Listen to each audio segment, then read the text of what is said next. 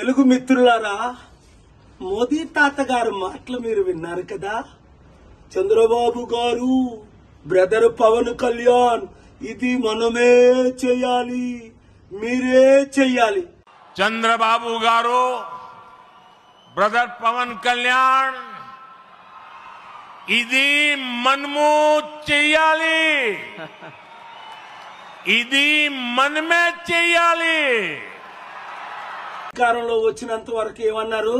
Special status ఇస్తాను, smart సిటీలు కడతాను, నల్లధనం తీసుకొస్తాను, అందరినీ శాంతిగా ఉంచుతాను, అద్భుతాలు చేస్తాను, డాలర్ రూపాయితో సమానం చేస్తాను, 20 కోట్ల ఉద్యోగాలు 10 సంవత్సరాలు ఇస్తాను. ఆ మాటలన్నీ మర్చిపోయి 2014లో వచ్చినప్పుడు మనకి మట్టి దీపము, ఇప్పుడు వచ్చినప్పుడు పవన్ కళ్యాణ్కి ఆ విక్కీ టాబ్లెట్. అప్పులు మనం చేసి మన రాజధాని కట్టుకోవాలట. ఇప్పటికైనా బుద్ధి వచ్చిందా? మన డబ్బంతా తీసుకెళ్లి గుజరాత్కి అప్పచెప్తున్న 1,00,000 కోట్లు. మార్పు రావాలి.